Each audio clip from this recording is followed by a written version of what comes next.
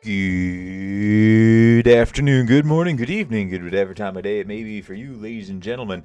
I'm the Layback Gamer, and someone working on Rimworld has heard my cries for please stop uploading these at 11 p.m. at night, because I'm so tired the next morning.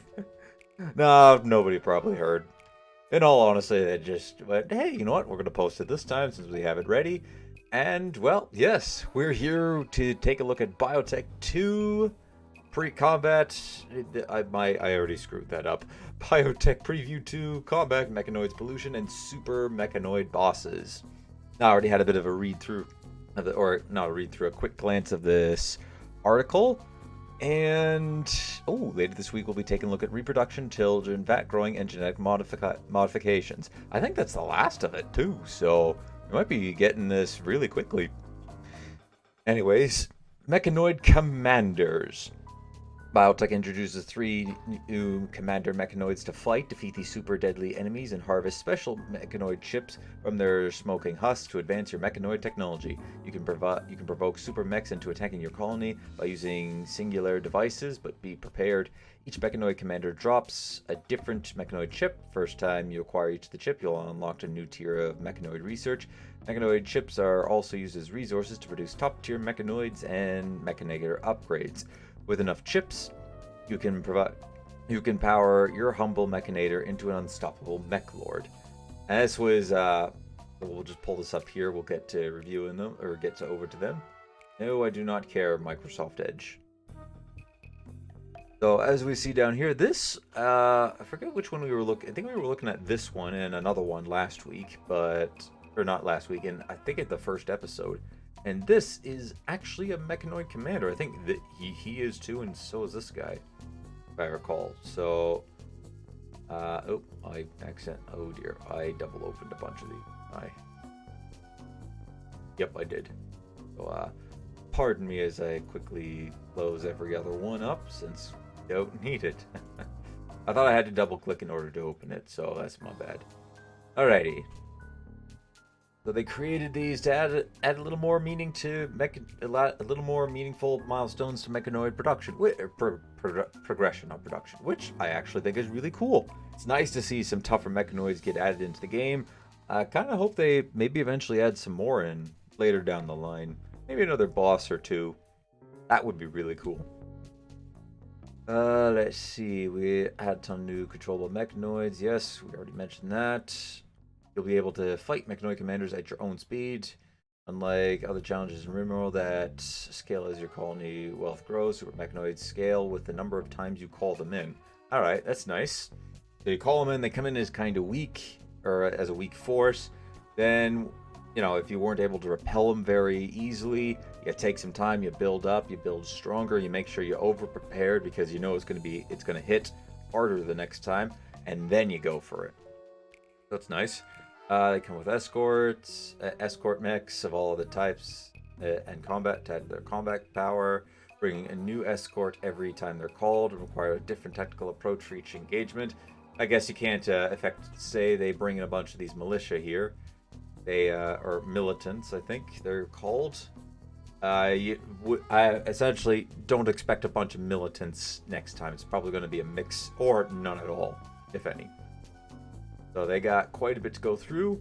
We have the Diabolus, or the Diabolus. Sorry, I'm getting Monster Hunter mixed up there.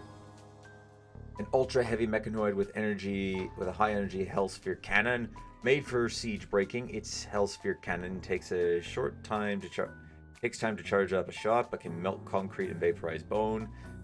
The Diabolus dissipates its power waste through a heat column mounted on its back, allowing it to produce massive fiery explosions as a defense measure if surrounded at close range. While extremely powerful, they lack maneuverability, meaning you'll need to be fast and agile to defeat it. Alright, so easily countered by sort of, I guess, guerrilla warfare, really. Less on the ambush side, but more of the we retreat in order to give them a little bit of ground so we can hit them just as hard, sort of deal. I'll pull pull these up on edge in just a minute once we go through all of them. War Queen, a terrifying mechanoid with a built-in mech gestator. Oh my. Can gestate small war urchin combat mechs inside massive carapace and deploy them into the battle. Given time to build up numbers, a War Queen can overwhelm opponent with dozens of war urchins. Demands respect, failing to destroy it quickly. So this one is you want to be fat, you want to hit them, you want to hit and be able to retreat. This one you want to hit hard, heavy, and fast. And then the Apocitron,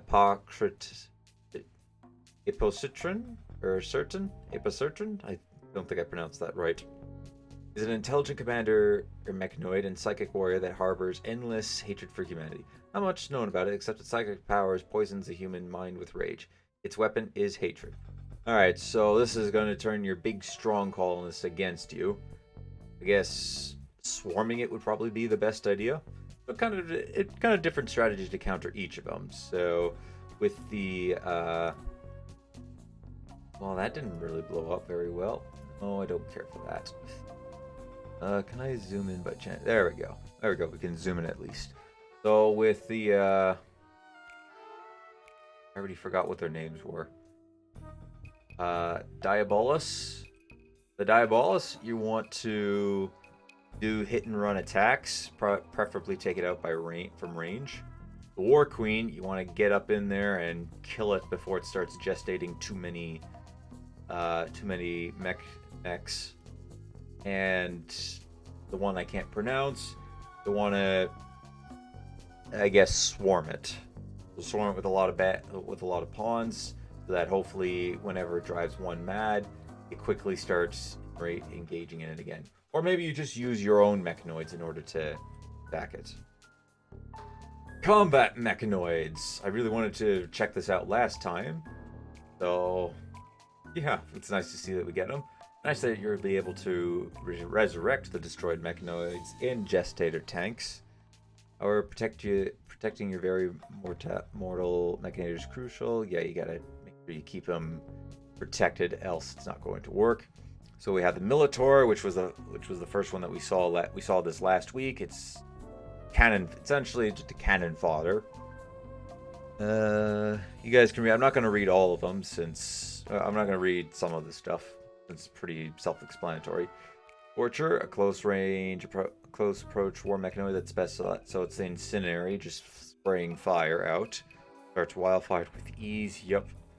Does it explode on death? I don't think it says that there. That could be potentially useful as a, you get them in close range, and if they explode on death, that would be nice. And we got Legionaries. It's a combat support mechanoid with a wide range bullet shield and a long range needle gun. Legionnaires, Legionaries are excellent at defending long range. Okay, nice. So it comes with a shield. It's long range. It's very weak to melee attack, and the shield can be broken. The last two we have are Tesrons, which is a medium combat mechanoid with a powerful sweeping beam Razer attack. I'm not sure how to pronounce that. Laser. That's the night. It's a powerful weapon capable of breaching shield, however, is unable to focus there at close range. So you want to be long range with these guys. Kind of helps to support the one of the ways to kill this guy is you want to be, well, actually it would complement this, because if you go short range against him, against the Diabolus, he's going to be able to then charge up his attack and kill your mechanoids, or kill your colonists, not colonists. But if you got a group of those guys there, they complement. You got a group of the Tesrons. They'll complement the commander here by providing the long range support. Oh, interesting, very interesting. And then the Centurions, a nearly unstoppable heavy mech with a built-in shield bubble generator and point defense bulb turrets capable of firing even when mechanoid is on the move. So it's a mobile defense platform with a shield. doesn't seem to have any new ones. And of course, you'll be able to control all the old stuff too. I'm wondering if, oh, with the right tech, you can even create the super mechs. Ooh, that would be exciting. Will you be able to create all 3? That's a. It mentioned the two. It mentioned Diabolos and Warcream by name, but it didn't mention Apposite Certain. Wondering if maybe they're mentioning that because potentially in the future we might get another one, which would be very nice to see. Maybe another boss-like and a couple of smaller mechanoids. I think for a boss mechanic, it would be it would be nice to see like a long-range artillery kind of mechanoid as a boss, where maybe it's essentially an upgraded form of the Centurion, or maybe how would you call it? Maybe you can even have it a play on the Roman terms, like perhaps it's a legate or a praetor, someone above that, and it effectively is a long-range shield a long-range mechanoid that while it can't hit in a considerable close-range distance, it has incredibly powerful long-range mortars. And it's capable of commanding mechanoids on the battle, so it'll plant itself down. It won't be able to move, so you know it's not going to go anywhere. It can't come towards you. Yeah, I think that would be pretty cool. So you can name and color your mechanoids. We've already saw this to a degree. Mechanator Upgrades, so they can get a control sublink, which is a neural implant that expands a mechanator's power, giving them additional control groups and increasing the work speed of labor mechs. Not bad. That's good for building up. It kind of sounds like you want at minimum 2 mechanators, one for the labor side and then one for the combat side. Kind of sounds like that's what you want for them. Oh, and I guess we could hold on before we continue. You got the militaries in action here. You got the I need to zoom back out. This one here. You got the flamethrower ones here, and then you got the Legionnaires. This one, just showing the basic bit of support that they got. Then you got the Tesrons here with their attacks. Kind of looks like maybe this is what they got one to hit after. I guess this is a good example of one. So he's probably trying to aim for this, but he's missing. And this guy's a bit further back, so he's a bit more accurate. We have a couple of medics in the background too. Then you have the Centurion, who's protecting he's protecting a bunch of people from the tribals. That's pretty nice. And here's the colored mechanoids with color and names. Was the other one that we're not quite on that yet. Did I miss a picture? No, I didn't. We have the remote repairer, which allows the mechanator to repair at a distance. The remote shielder, which it projects a shield, which allows the mechanator to project a shield onto a friendly mechanoid. Oh, that's nice. You could then save him just as the mechanoid's about to die. Mech gestator process. The implant connects the mechanator directly to the gestator tanks and increases the speed of it. Very nice. And the repair probe. The more mechanoids, the more repairs. And repair probe, it affects the repair speed. Most of it can be installed multiple times. There's a ton of room for progression to make it extremely powerful. However, it comes at a cost. High-level Mechanator upgrades can only use the high-tech chips from defeating super mechanoids. And they have a specialized gear, Mechanator headset, head-mounted communications. So this one increases the amount of mechanoids you can control without building anything. Packs, control bandwidth, allows great effects of granting more control. Oh, this one's another one, more control groups. I guess this one allows maybe for more individual ones, and this one allows for bigger control groups. Mech Commander and Mech Lord armor, the ultimate in Mechanator gear. Powerful, so drastically amplifies Mechanator's bandwidth. So, did we get to see some up here? I think we see an example of the helmet in that picture. Not quite at that yet.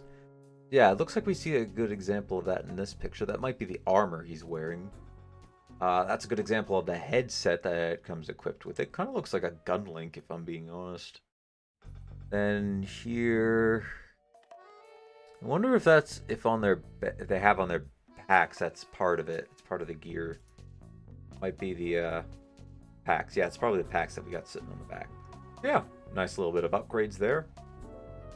Then now we get into the basics of pollution, which is the cost of having mechanoids. They create toxic waste packs. So that's probably what these are. These are actually waste packs. Hold up the photo there. These are probably the waste packs that are generated from the mechanoids. And we can see that a lot of pollution, a very sad and poisoned poor dude. Gas mask on. Yeah, I'm pretty sure that's the Mechanator armor there. So effectively, you want to play with Mechanators or Mechanoids, that's fine, but it's going to come at a cost to the environment and to you, as we'll get, and at your base as we get a little bit later on.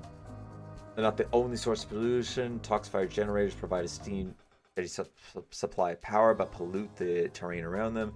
These generators are perfect for mechanoid colonies that need plenty of cheap power, as long as you don't mind the toxic buildup. I'm wondering, is Toxic Fallout now going to... Is the Toxic Fallout going to play a role in this as well? That'd be interesting. If Toxic Fallout... If Toxic Fallout's going to be reworked into this here. That'd be interesting to see. I wonder if they thought about that. While mechanoids are immune to pollution, your colonists aren't, depending on their genes. Some of them might be. Pollution makes living things sick. It poisons colonists and animals, causing them to slowly gain toxic buildup. Anyone who's encountered toxic fallout in the base games will be familiar with the deadly effects of toxic poisoning. High levels of toxic buildup can lead to vomiting, dementia, carcinomas, and ultimately death. Additionally, normal crops and animals can't survive on the polluted terrain. The more polluted your colony becomes, the more it will attract toxin-adapted plants and animals. From twisted witchwood trees to gas-filled toxilopes, the pollution will slowly corrupt the land and animals around you. Pollution also affects the planet at a large scale. The more polluted area, the more around the surrounding world. High levels of pollution can cause acidic smog to roll in, make your colonists eye water. Acidic smog blocks out the sun and slows plant growth, and vaporizes chemicals corroded. And the vaporized chemicals corrode exposed items. Starting a new game, you can adjust the world's pollution, turn it off for a relaxed game, or turn it up for some extra challenge. That's going to be pretty cool. You can effectively create, now instead of a mod needing to do it, you can effectively create your own, like, I guess, Fallout inspired base. I'm wondering if this will affect nearby bases. Like, if you if you make a new colony elsewhere, will the pollution that you're producing here be felt over there, depending on how far away? Well, obviously, halfway around the planet, probably not going to be felt as much as maybe a few tiles away. So, managing pollution. What's the best ways to go about doing it? How do you manage it? Well, you either freeze it, export it. People might not like you for doing that. Yeah, I wouldn't believe them. Pollux them. Heavy pollute will eventually sprout special pollux trees. These trees slowly purify polluted terrain around them. Their delicate root networks prevents them from being replanted. Okay, so I guess I think in ideology they introduced the ability to uproot plant. I think they introduced the ability to unplant trees and then replant them down elsewhere. Or that might have been in a mod. I'm not sure. Regardless, it looks like you can't do that here. Which I think is great, because that might be a little broken. Atomize them. High-tech waste pack. Atomizers let you completely neutralize the spread of toxic waste packs. The process is somewhat slow and quite expensive. Or you can just ignore it. Well, like fast-growing toxic potatoes, just don't eat it raw. Excuse me. Oxalopes and waste rats, so for new animals. I imagine there's going to be a Muffalo variant. Surely there's got to be. We see the toxic rats up there. And the toxic lopes right there. I feel so bad for them. It just looks so sad. Jeez. I'd be You're a monster for thinking that. And I think this is the tree here. So this is this little effect that we saw in one of the earlier photos. This is probably the slow purification of these toxic packs, which are just bundled up in garbage bags. And then, of course, we get on to pollution and insects. Giant insects love pollution. Originally engineered as an anti-mechanoid bioweapons, these insects are stimulated by toxic fumes of polluted terrain, making them faster and deadlier. Yeah, that makes sense, since mechanoids make a lot of pollution. It's probably what those toxic fallouts are doing to the environment. We just never been... And, hey, I like that little bit of lore addition there. When conditions are inhospitable, insects form stasis cocoons and burrow deep and burrow underground. These cocoons keep insects safe. Fire, extreme temperatures, and other threats for decades. Many planets are littered with these cocoons lying just beneath the surface. The scent of a dissolving waste pack can trigger these cocoons to resurface in a dormant state until they're disturbed, causing a mass eruption of insects. Yep, we can see that right here. A good example of those cocoons. Although it looks like they're being used on enemies. That's interesting. That's very interesting indeed. I guess you can use it as a sort of a kind of in a pinch defense network. Cocoon infestations are threatening, but have their uses. They can intentionally triggered to farm insect meat or be set up defensively in strategic locations, stop raiders in their tracks with horde of angry insects. You can also avoid cocoons altogether with strict waste management packs. Again, it would have been very nice to have seen maybe an additional insectoid or two be added to the game, just so that it makes these a little more meaningful. Like maybe take like a page from Insectoid Vanilla Factions expanded Insectoids. Maybe add like a Megapede in to resemble the Centipede, or perhaps maybe you add in like a ranged Mechanoid or a ranged Insectoid as sort of a counter, as sort of a reason why you would want to have a reason why the Lancers were made, because perhaps the Scythers were able to cut through some of the smaller ones, then the Centipedes were able to cut through the big Mega Spiders, and even maybe a Megapede. But for the ranged guys who could easily just walk backwards with a bit of planning and just fight the shorter range, the no range Scythers, or perhaps even in a group of them could easily take down a Centipede. Now with a and that would be the reason why the Lancer was created, to counter the ranged guys. Anyways, on to toxic gas. It's a deadly chemical irritant. Go figure. It burns the eyes and lungs, causes temporary shortness of breath and reduced sight. Chronic exposure to tox gas. Oh, it's not toxic. Tox gas results in toxic buildup and eventually death. It can be created by burning toxic packs or weaponizing a new research project. Ooh, we're getting into chemical warfare. Another way to break the Geneva Convention. I didn't mention it earlier, but when they said, or in the very first with the pollutants, I was wondering part of me was thinking that maybe this was well, obviously it's a new material, but I was curious if maybe this new material would be used to, say, build weapons of sorts. And looks like, yes, we are getting that in the form of we're gonna get let's see here, Tox grenades, Tox bomb launchers, Tox mortar shells, Tox IDs, and wearable Tox packs. Oh boy, that's gonna be fun to put around your slaves or prisoners. Tox gas adds a lot of interesting combat tactics. Tox gas clouds can greatly diminish the effectiveness of range attackers. Maybe that's what they're using. Yeah, that might be what they're using here. This guy might be using a Tox grenade or a Tox launcher against the raiders here, who looks like just a bunch of wolf people. Oh, I imagine there are some individuals out there who are going to enjoy this, enjoy all the gene modding. After after all, it's hard to shoot a gun if you can't see or breathe. Additionally, attackers that are exposed for toxic gas for too long will eventually be down from toxic buildup. You need to learn how to defend against toxic gas. It's the signature weapon of one of our new factions. Ah, we're getting a new faction introduced into this. And it's one of them. So I imagine there's probably going to be a Mechanator based faction.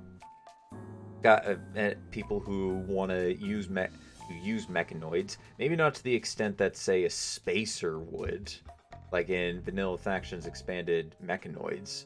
Because that one, if I remember correct, I believe Igor Invader and others like him actually command from like orbit these mechs and probably produce them up there. So pollution really doesn't affect them because they just vent it into space, and since space is so vast, it doesn't really affect anything, provided they're venting it properly. So yeah, I like that little bit of lore workaround. I like it. Props to Oscar for that one. And, well, what was I talking? Oh yeah, more facts. So I imagine there might be a couple of factions that are all about gene modding as well. Potentially, I could see child care being just all around everywhere. I'm wondering if maybe there's a tribal that's more focused on. I don't know. I predict there'll be 2 to 3 new factions. I'd be surprised if we go any more than that. And that's very nice. I like it. Adding in some new factions, new mechanics, very good. Wear gas masks or be smart about your colonist movement and negate the effects of toxic gas. This is just a link to the first preview, a link to this preview. They'll probably add another one in later. So, I like what I'm seeing here, ladies and gentlemen. I think this is pretty cool. I wish we could have covered this in the last video, the new combat mechanoids. But since it looks like they are getting some super mechanoids, that's very nice. One thing I would like to see in the future, maybe in an update, would be an additional 1, potentially 2 super combat ones at most being added to the game. That would be pretty cool. Give us a little more variety, since, like I mentioned, we don't really we got a bunch of close range mechanoids, but we don't really have one that's long range. And actually, while I'm thinking about it on the fly, maybe we could get one that doesn't do any attacking whatsoever. It's a pretty passive mechanoid. Instead, it's able to take resources off the map, like say it's able to plant itself in the ground and start digging up resources from the ground, and then start producing mechanoids, like the mech structures, like the mortars. I think mortars were mortars part, or is there automatic mortars, or are mortars? Anyways, like the turrets, maybe turrets, barricades, the like. It's starting to make its own mech hive in the area. I think that would be pretty cool to have that and the long range siege mechanoid as super mechs. If we could see those 2 in the game, that would be perfect. Now you got a mechanoid you got a mech commander that essentially forces you to be ready for several different events, which I think that would be pretty cool. And the amount of combat mechanoids that we got, 5 I think is pretty nice, and plus the other 4 from base game. So overall, 9 combat mechanoids, and I think we had 8 labor mechanoids, or 7 or 8. I think that's a decent amount added into the game. It is nice that we are able to create, as the late game end game mechanoids, we are able to produce our own super mechanoids. I think that's pretty cool. Mechanator Upgrades look pretty cool, and I love what they did with pollution. I think it's a well-added system. It's going to add another element for you to worry about, as well as adding in tox gas weapons, and we still have a new faction to go over. But we're not quite finished reviewing this yet. We're getting reproduction, child, vat growing, and gene modificators next time, and I suspect afterwards we're probably going to be getting the new faction, and potentially look into another victory condition. Because, like I said last time, I really hope that we get I really hope that we get another victory condition to sort of keep it with the theme of the DLC. Because if we can't have the DLC named to modifiers, mechanoids, and my goodness, a child, to keep it with the keep the DLC naming going with the first letter being eventually spelling Rimworld. Can we at least have another ending, please? Only half an hour this time. I'm going to give myself a pat on the back for that. That's all for now, ladies and gentlemen. So far, I'm still very impressed with this, and we still got more to come, which is very exciting. I've already said what some additional things I'd like to see after it's updated, after the DLCs came out. But yes, I'm very excited to see what's coming out.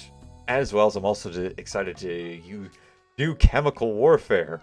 That's going to be exciting. We're hopefully in the next DLC we get, it's called World Domination, and we get access to nukes. Then we can break another level of the Geneva Convention with nuclear warfare. Oh boy. I think I've played this game too much. Anyways, that's going to do it for now, ladies and gentlemen. Thank you, everybody, for watching. Leave a like if you enjoyed. Hit that subscribe button if you really enjoyed. Comment in the comment section what you think about this new this new portion to the DLC. I'd like to start a discussion with anybody who's, well, willing to talk. Let's just quickly look at the comments there. Time to pollute the environment and literally destroy this Rimworld. Yes. Oh, yes, I agree with a lot of people. Tune in next week to see the other mods we ripped. Oh, okay. Don't do that, my friend. Don't do that. We're gonna just stay out of this since there's a lot of people going on. Well, you ripped. That's a whole other discussion for another time. Maybe if you're curious, I might make a video on that. My opinions on that. But anyways. That's all for now. I'm going to leave before this video takes another 50 minutes of my life. Until next time, ladies and gentlemen, take it easy.